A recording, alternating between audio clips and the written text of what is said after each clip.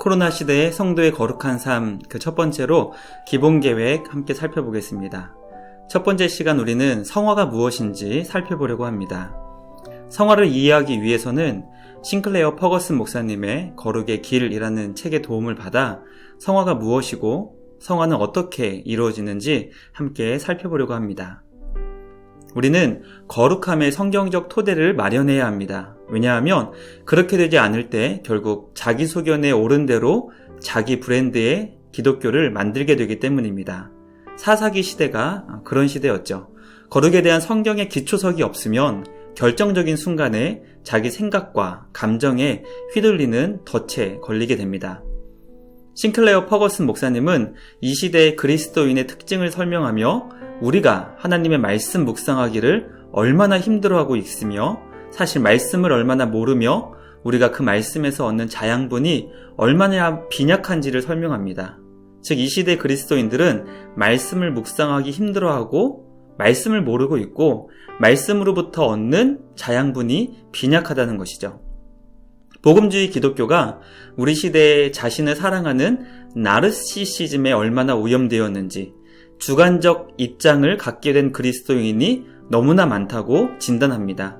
수많은 현대 그리스도인이 자기 개발에는 너무 관심이 많은 반면 삼위일체 하나님에 대한 이해를 키워가는 일에는 거의 관심이 없다고 싱클레어 퍼거슨 목사님은 우리에게 가르쳐줍니다.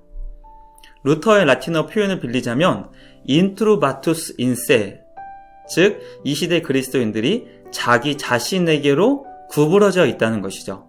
우리는 누굴 향해야 합니까? 하나님을 향하고 하나님을 위한 삶을 살아가야 되는데 이 시대 그리스도인들이 자기 자신에게로 구부러져 있다고 그렇게 루터의 표현을 설명합니다.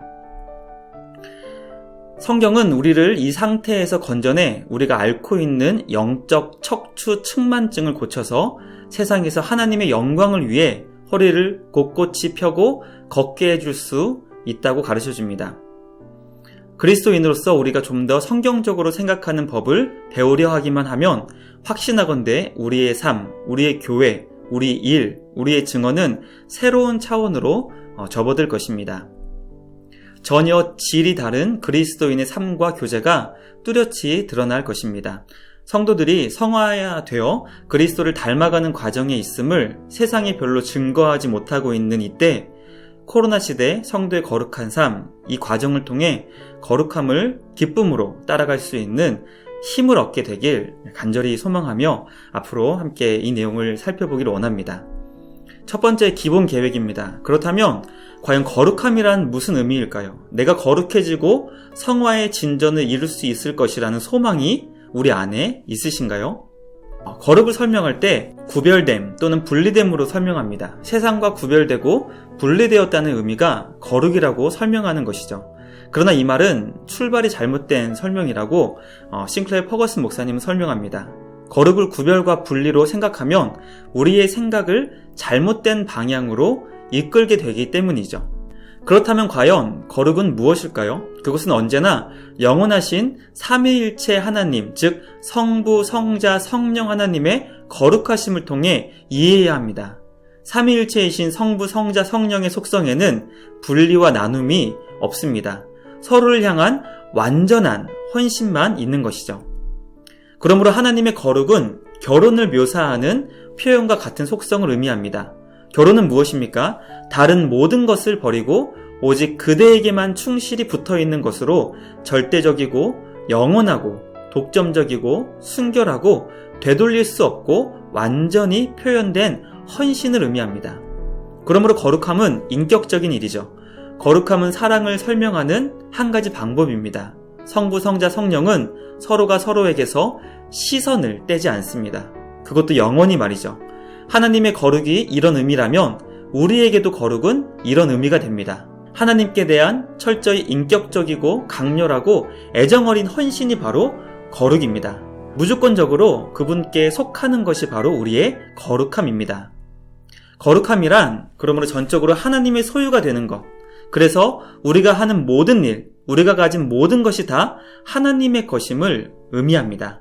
그러므로 거룩하다는 것은 성화된다는 것은 하나님께 헌신한다는 표현입니다. 그렇다면 우리는 과연 거룩하기를 소망할 수 있는 것일까요?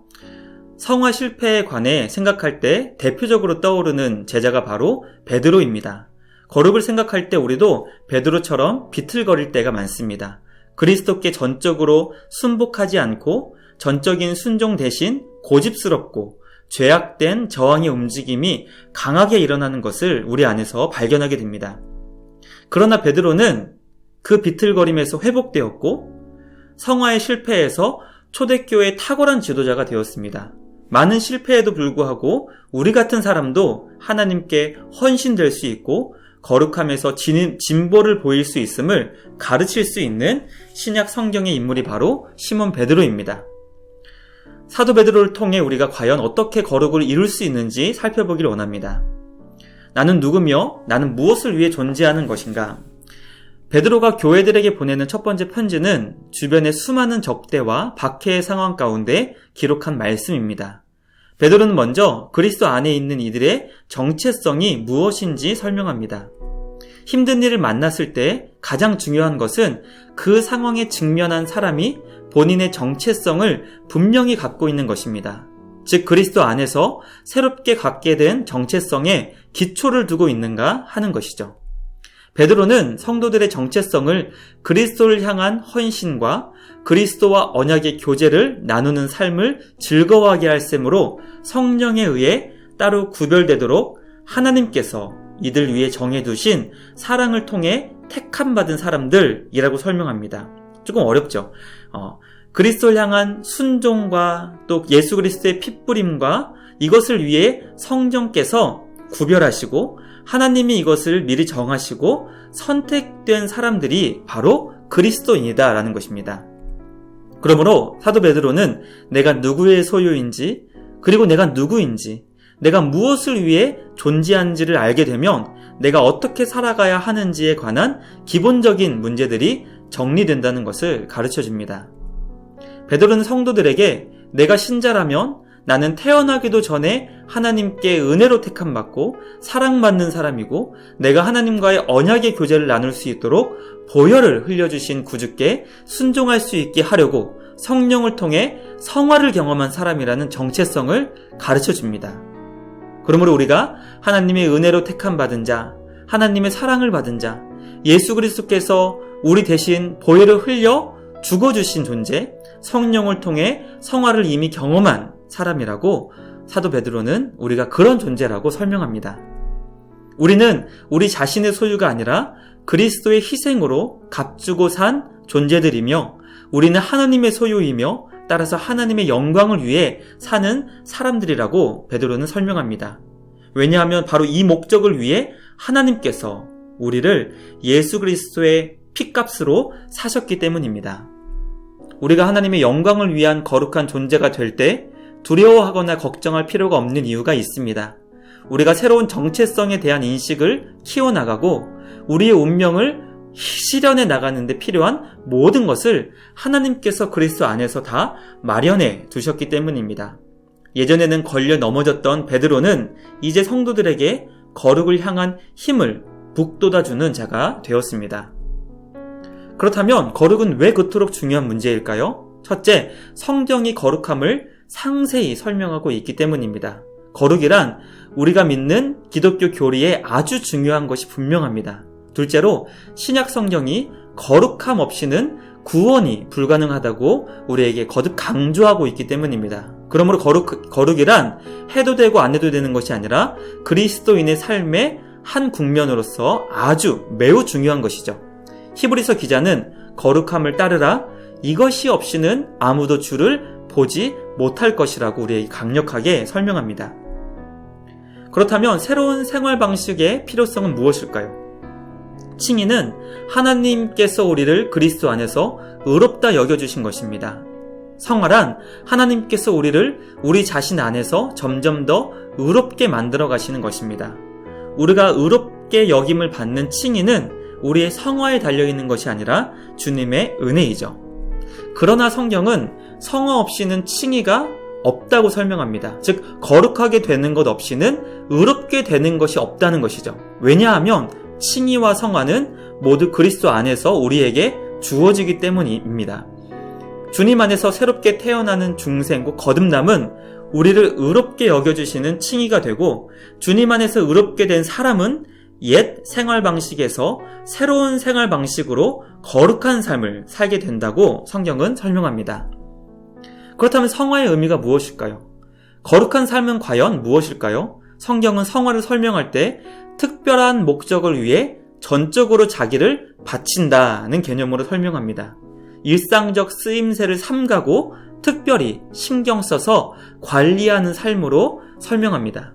그러므로 성도란 주님을 위해 따로 정해진 사람이 된다는 것이죠. 오직 하나님께만 속해 있으며 하나님께 전적으로 바쳐지게 된 존재가 거룩한 삶을 사는 성도라는 것입니다.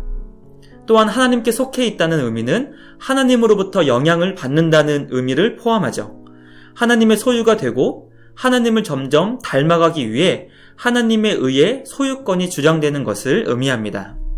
하나님의 소유권으로 주장되어 주님의 영향을 받게 되면 하나님은 우리를 과거의 나에서 하나님께서 원래 의도하셨던 나로 변화시키는 일을 하십니다.